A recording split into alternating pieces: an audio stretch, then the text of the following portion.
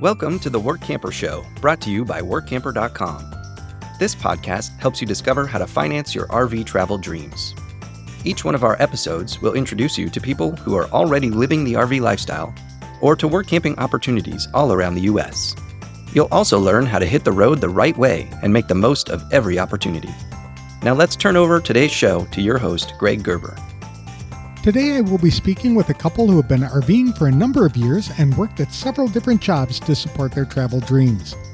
Today's episode is sponsored by Workamper News. If you have more questions than answers when it comes to work camping and the RVing lifestyle, then don't worry, Workamper News has your back.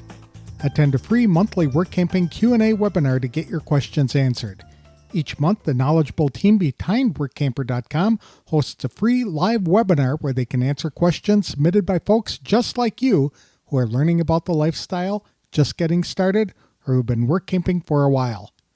They cover topics like what kind of work camping jobs are available, what do those jobs pay, tips for writing a work camper resume, questions to ask an employer, what type of RV is best, how to get your mail as an RVer, and much more. In the description of each video, you'll find a list of questions that are answered so you can quickly jump to the sections you want to hear. Register for the next live webinar at workamper.com/answers. Or listen to detailed answers now by watching the recordings of past Q&A webinars on the Workamper News YouTube channel at youtube.com/workamper and click on the Q&A on Work Camping playlist. James and Tina McCoy are originally from Pennsylvania, where James served as a pastor for 27 years, working with youth and in organizing missions and local outreach programs. Life was grand for them until COVID hit and put an end to all public gatherings in super strict Pennsylvania. So the couple sold everything they had or gave it to their 3 children. Then they bought a truck and fifth wheel and hit the road looking for adventure. They were retiring a bit earlier than they had expected. However, Tina discovered the Workamper website and saw there were lots of jobs available for people who still wanted to or needed to work. Since then, the McCoys have worked at Glacier National Park and Grand Canyon National Park. James also worked as a non-medical transportation driver, and Tina started a 31 business selling gifts and fashion accessories. One of their favorite jobs has been working on the trams at Dollywood Amusement Park in Tennessee. James serves as a driver, and Tina works as a conductor, making sure everyone is on the tram. She also points out things to guests as the tram moves along. The couple has been enjoying some wonderful perks on their journey. The free RV sites are nice, but the ability to see bears while working brought them a different type of enjoyment. They have access to a free clinic at Dollywood, and they also get free admission to a lot of shows and attractions. They discovered that work camping for companies like Xanterra Corporation opens the door to multiple work camping opportunities in different states. The biggest perk for them is the flexibility to travel wherever they want to go and to make adjustments to their itinerary on the fly in order to take care of family emergencies that may arise. To tell us more about their work camping and RVing experiences, please welcome James and Tina McCoy to the show. Thanks for joining me today, James and Tina. I really appreciate the time. So tell us a little bit about yourselves and how you got involved in RVing. I was a pastor for 27 years, and I was in one church for 3.5 years, and I was in my longest church we're in Pennsylvania for 23 years. I was the youth pastor and missions and outreach. When COVID hit, all that changed because Pennsylvania was really strict. They shut a lot of things down. I couldn't do any outreach. I couldn't go out in the community. And so they put me in charge of COVID protocol, which was really a drag. And I got burnt out and got really stressed out over it and just really had an emotional meltdown. Tina and I decided that we literally sold everything we owned, bought a truck, bought a fifth wheel, and we headed out on the road. And our kids came and got everything they wanted from the house. It was like we were dead and gone.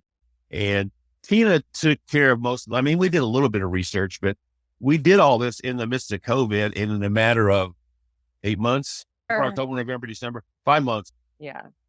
How did you discover work? That's Tina's thing. I just got on a website called Workampers, and we knew we were planning on getting an RV in retirement. It was just happened to be a little bit earlier than what we had expected.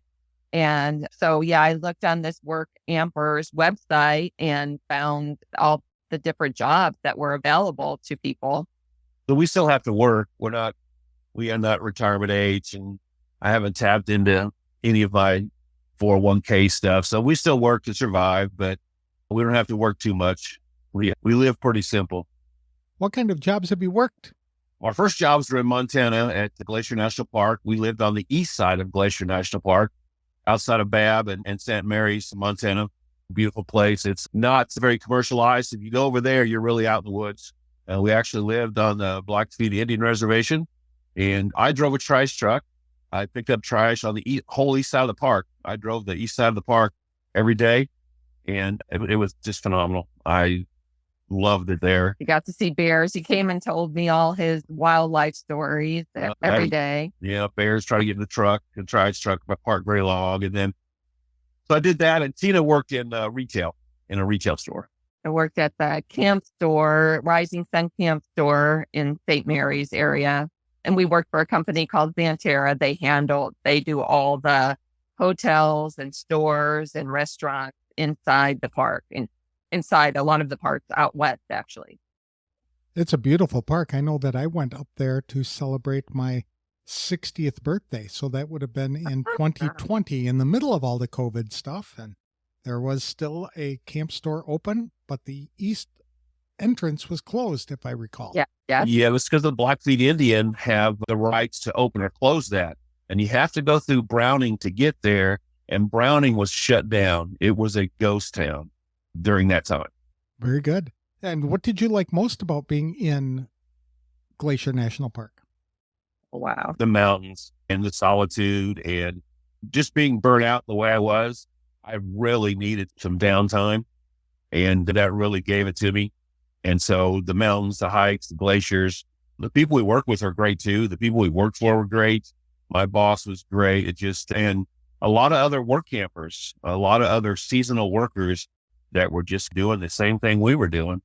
I would imagine that would be a very fun place to work, but is it cold up there? It does in the wintertime. It gets cold. In the summer, it's just the highs are like 80, 90, no humidity. The last time we were there, we got 8 inches of snow in the middle of June. Inches of snow in June. Yeah. When I got there the year before that, they had 3-foot snow drifts outside Mini Glacier Hotel, and we had to move snow so I could get into the bear room, because all of the trash is secured in bear rooms or bear box kind of stuff. And so, yeah, it's really nice. That's what I like about it. Winter's my favorite time of the year. Hiking aspect of it. I drug my husband on. I worked him up until we finally went to Grinnell Glacier. We actually went to a glacier and just the turquoise, beautiful water. But it was a 10-mile hike. He told me it was 6. I told him we could go all day. We could take our time and go slow, but it was a 3,000 feet elevation. But we got to the top and there were rams up at the top and the glacier water was beautiful. And we just took our time. But yeah, he says now that I about tried to kill him. What other kinds of jobs have you worked? That first year I did trash and she did the retail. The next summer I started out in trash but I switched to security. I did security there and she stayed in retail. And then we went to Williams, Arizona, and I did security in Grand Canyon. I did security there. I actually was going to try out for an acting position on the train. They do that. The Polar Express. But I decided not to. And I went ahead and took a security job there. And Tina worked in retail. We went at our daughter's house. This isn't really work camping, but in the winters, we'd stay at our daughter's house, park in her driveway, and I did some non-medical emergency transport kind of stuff. I was driving. And I did my 31 kind of side gig on the side. And my daughter's 80-year-old neighbor had just lost her husband to COVID. So I would go over to her house on a weekly basis and have a Bible study with her. But it ended up that we would call and talk to each other every day. I think she was really lonely and trying to cope with life without her husband. So we were there at what we call a God moment. It was just an opportune time for us to be able to be there. And across the street, God brought a pastor into my life that had been down the same road I've been down. And so we clicked. We're still friends with him. And he actually was here a couple of weeks ago visiting Dollywood. And then we came here at some point. My dad had a heart attack and we went and took care of him. We went and saw my daughter. We went to New Mexico and visited some friends. And then we started working here, working on the trams. What year was that? It was October of last year? Yeah, November. We started. We got here in October. I drive and my wife conducts from the back.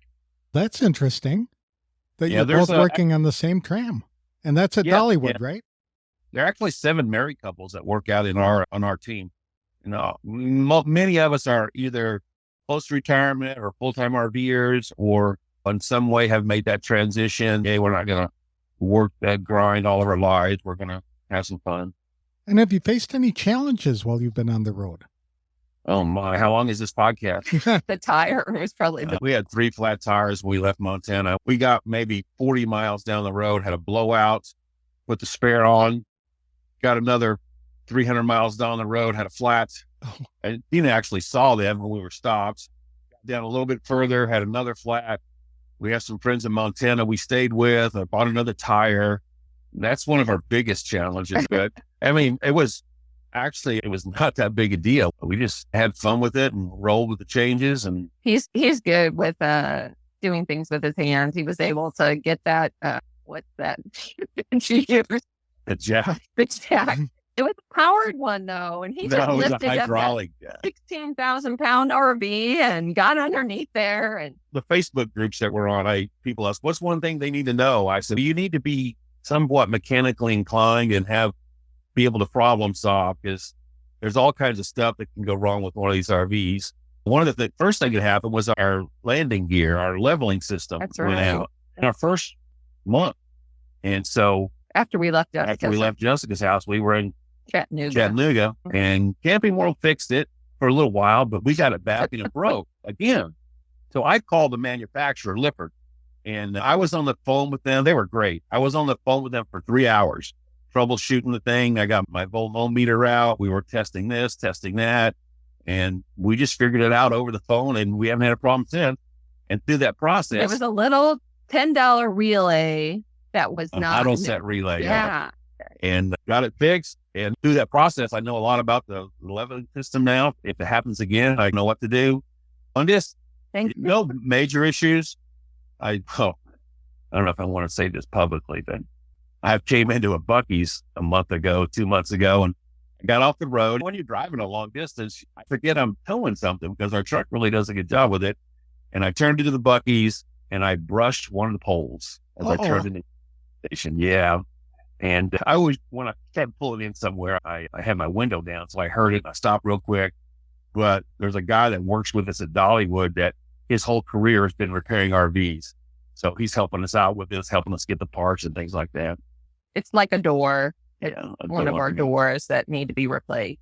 Did you always know how to fix RVs, or did you take special training? Oh, no. I've always been pretty good with my hands and minor maintenance stuff. When I was a pastor, I was supervisor of maintenance and custodial staff. I was over our properties committee, like projects and things like that. So it's always been, I was a mechanic for a while before I was a pastor. And so just having some of that background, because if you don't have some of that, you got to call people in to fix stuff, and it's very expensive. There's this big guy here, RV, that came over and helped us. We had a cable that broke before we were getting ready to leave last January, and it was pretty inexpensive when he came over and replaced it. He did it. Got us a good deal, and he did it for probably half price of what other companies. That was our first time actually having to call somebody, and that's in 2 years and 8 months, so it's not too bad.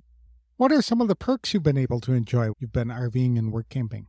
I would say, in Montana was just the fact of the mountains and free RV sites and every wildlife. day, bears on the way to work. Yeah, and I enjoyed traveling into the Blackfeet Indian Reservation and at convenience stores and things, like visiting with some of the locals and some of the Native Americans. There was a lot of fun. Here at Dollywood, the perks are endless. Medical care. They have their own medical clinic. They give us lunches. We can get in many of the places in the town for free, like a lot of the shows and the different go-kart rides. We can get in. And in other states, we can get into a lot of different places, hundreds of places. And that's the thing with being with the Xanterra Corporation as well. We can transfer to any of their locations. We're in the system. say we want to go work at the Grand Canyon, we can just say, hey, we're already in the system. Here's what we want to do. Xanterra operates a number of Yellowstone, Mount Rushmore, Grand Canyon, Rocky Mountain National Park, the one with the hoodoos. Death Valley. Zion too. Yeah. And that's a perk. They know us and we can travel and go where we want and have a job. And I guess another perk is just being out and about, not being tied down to one place. Like when my dad had his heart attack, we were able to take a leave of absence and go stay there for our month and be sure he was taken care of. My mom has passed away, but be sure he was taken care of. And we have a friend there that's some nice property. He let us park on it for free. And he actually put in a 50 amp outlet for us so we could hook up. And the previous year we were in his yard, we had to do 2 110s and hook up like 2 different locations, and one in his house and one in his garage. So that kind of made it work. But those are some of the perks, I guess, other than just the financial stuff and the free RV side. Now we don't get a Dollywood here gives us a stipend. And so it covers almost all of our RV fees. That's very helpful. We got portable RV park. Yeah, we stay in an RV park that doesn't have a lot of amenities. It's a lot of older folks and not a lot of kids. And they got a small pool, shower house, and laundry. And so there's not a lot of kids around. It's pretty quiet. And we like that. Where our friends, the Gills, they work and live over in Claybows. And they've got 3 pools, a lazy river. It's all heated. They got a bounce thing. They got lots of things for family. So it's a lot busier over there than here. Are you going to stay within the Xanterra family when this position ends? Or are you going to try and find a job somewhere else? Oh, we don't know. We could stay at Dollywood for a long time. We really like the people we work with. A lot of believers. We are free to talk about Jesus on the trams. Oftentimes we get in God conversations. And as a pastor, I have more God conversations on the road than I probably did in church. And when we left CNT, we had decided, country and town, CNT. With people that don't know God. With people that don't know God. But we meet a lot of people. I used to go to church, so it's nice to have conversations with people. So that's not their fault. It's not your fault, but here's what church should be. And just lots of conversations with people about what the Christian life should look like. I have had a lot of conversations. One of my coworkers in the first job was a transgender young man. I say young, he was 42. He was a man. He wanted to be a woman. And he knew I was a pastor. I told him what I thought about it. But we worked alongside of him. I did. And I loved him, cared for him. I wasn't going to call him by his female name. I never used the feminine pronouns with him. But he had an issue one day with a coworker. And he came to me. Early in the morning, banging on our camper. Yeah, banging on the door early morning. Because he knew I was a pastor and he could trust me. He came in and we prayed and talked about it and worked it out. But he knew I didn't agree with his lifestyle, but I tried to love on people and meet them where they are and let the Holy Spirit do the work in their life. I can't play the Holy Spirit and change people. And our culture today, when it comes to church, is really a mess. And so one of our goals is to find people and meet them where they are and love them where they are and let the Holy Spirit work through us to change their lives and help them. We had a gay couple that was camped next to us, and we got a chance to sit on the fire. And I think they were amazed that a pastor would invite them over to have s'mores. We invited them over to have s'mores and talk with them and visit with them and hear their story and just met them where they were.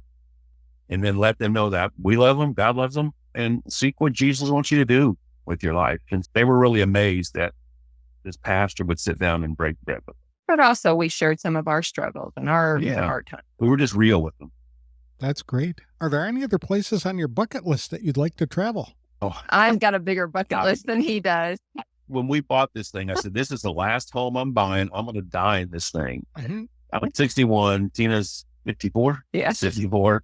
And so our ultimate long-term goal would be find some land somewhere, park this, build a shelter over it, hook it up to plumbing and electric, and live our days out somewhere in the woods. Now, in a more temperate place like Tennessee, where we could survive the winters and the summers both. Tina likes to travel, and I'm sure she's got lots of places she'd like to go. So I'll let her tell her bucket list. I would like to go down the Oregon coast into California, but you know about gas prices over there in California. It's pretty expensive, and So we need to, my husband is actually planning on most likely getting his Social Security next year. So that will free us up to do a little bit more than what we can do this year.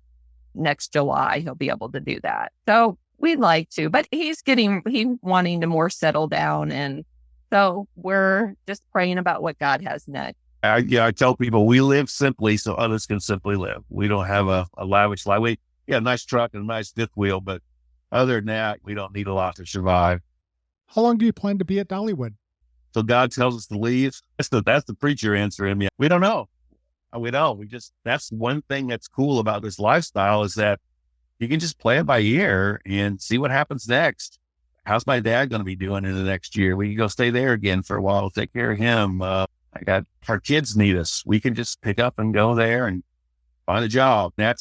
We are hoping to stay here through January 6th is when the park closes. The Christmas is here really fun. And I like the weather and not too cold here for Tina and it's not too warm. So we're probably going to stay here through at least Christmas. Unless God has different plans.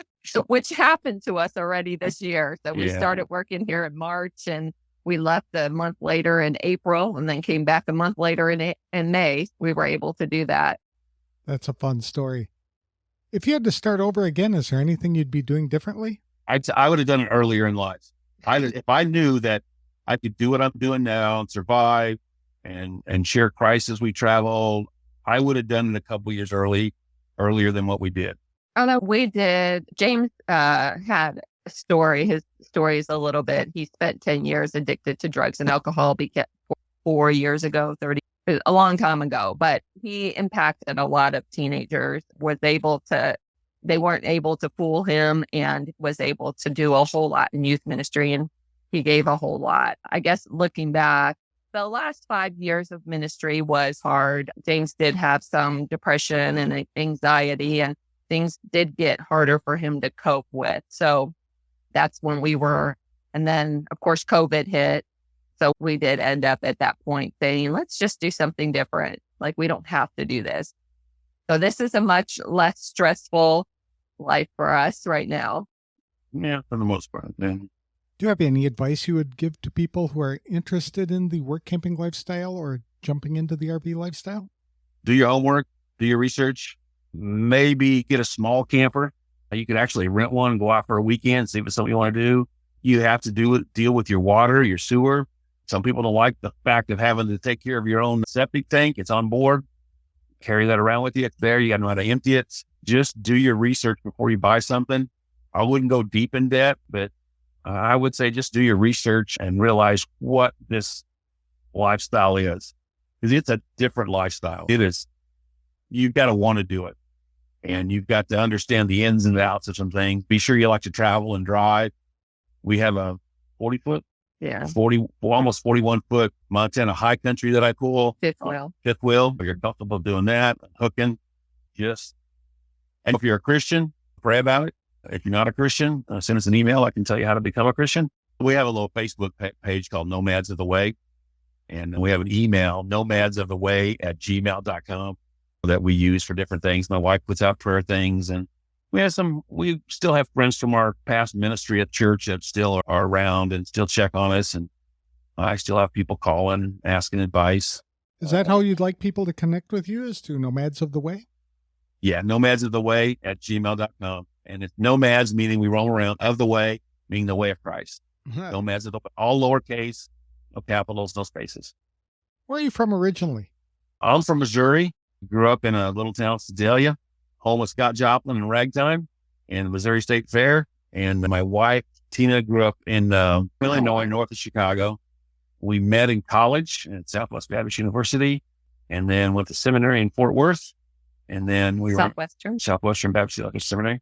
And then did ministry for 20 plus years. 27.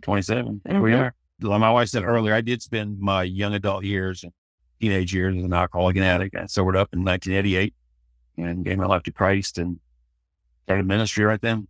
I love that story. So I really appreciate you sharing your story with us today. It sounds like you've had quite the adventure while you've been work camping and RVing, and you're touching a lot of lives. So I really appreciate you sharing that with me, and I wish you the best of luck going forward. Thank Thank you. you, Greg. Thank you. And if anybody wants to email us, feel free to email us.